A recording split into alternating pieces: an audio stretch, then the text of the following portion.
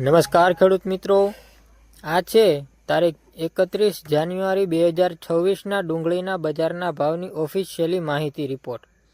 આ વિડીયોમાં અમે તમને ગુજરાતના અનેક યાર્ડ અને માર્કેટ યાર્ડના હોલસેલ ડુંગળીના ભાવની તાજી માહિતી આપીશું। ચાલો શરૂઆત કરીએ। ગુજરાતમાં ડુંગળીનું સરેરાશ હોલસેલ ભાવે અંદાજે રૂપિયા 14.83 પ્રતિ કિલો, રૂપિયા 1482.5 પ્રતિ ક્વિન્ટલ છે। અહીંથી તમે જાણશો કે રિલેટ અને પાલેટ ભાવ વચ્ચે શું ફરક છે। એનો અર્થ 100 કિલો એટલે પ્રતિ ક્વિન્ટલ રૂપિયા 1482.5, 1 કિલોના 14.83। આ છે આજનું બજારનું ભાવ। એક જ આંખે વિવિધ યાર્ડના ભાવ। આજના આપેલા બજારના મુજબ 31 જાન્યુઆરી કેટલાક મુખ્ય યાર્ડોમાં ડુંગળીના હોલસેલ ભાવ છે। સૌપ્રથમ છે રાજકોટ। રાજકોટમાં કાલે 250 રૂપિયાથી 1180 રૂપિયા પ્રતિ ક્વિન્ટલ।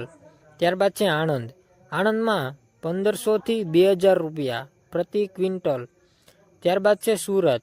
સુરતમાં રૂપિયા 400થી 1900 રૂપિયા પ્રતિ ક્વિન્ટલ। અન્ય યાર્ડ કેસ મુજબ અલગ અલગ ભાવ જોવા મળે છે કે સપ્લાય અને ક્વોલિટી પર આધાર રાખે છે। દરેક યાર્ડમાં ભાવમાં તફાવત હોય છે।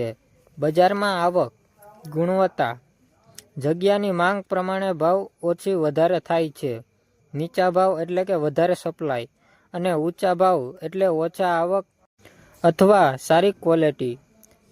આથી ફાર્મર્સ અને વેપારીઓમાં આ પ્રમાણે વેચાણ અને ખરીદી નક્કી કરે છે। ખેડૂતો અને વેપારીઓ માટે માર્ગદર્શન। જો તમે ખેડૂતો છો, ઊંચા ભાવ વધારતા યાર્ડોમાં વેચાણ કોશિશ કરો। સપ્લાય વધુ છે અને ભાવ ઓછો હોય તો થોડીક રાહ રાખી શકો છો। આથી તમે ઓછામાં ઓછા નુકસાન કરતાં વધુ લાભ મેળવી શકશો।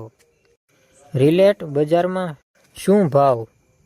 એઓ ડુંગળી માર્કેટ તરફથી રિલેટમાં વેચે છે તેમને આજના ભાવ અલગ અલગ રૂપિયા 14થી 45 કિલો સુધી જોવા મળે છે।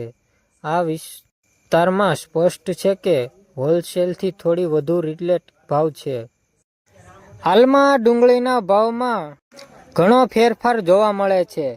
ઘણા યાર્ડોમાં ભાવનું અલ્પર ઓલર મર્યાદા ખૂબ વધારે છે, જેના કારણે બજારમાં ઓછા વધારા કેમ થઈ રહ્યા છે તેની સમજવું જરૂરી છે। વિશેષ કે સપ્લાય અને માંગ બંનેનો અસર સાબિત થાય છે। જો તમને હોલસેલ ડ્રાય છો તો દિવસની શરૂઆતમાં એપીએમસી યાર્ડના ભાવ ચેક કરો। કોઈ યાર્ડમાં ભાવ ખાસ ઊંચો હોય તો ત્યાં જવાનો વિચાર કરો। ઓછા ભાવ હશે તો સ્ટોક રાખવાની તક લઈ શકો છો। આજનું 31 જાન્યુઆરી 2026ના ડુંગળીના ભાવનું વિગત આપનારી રિપોર્ટ અહીં પૂરી।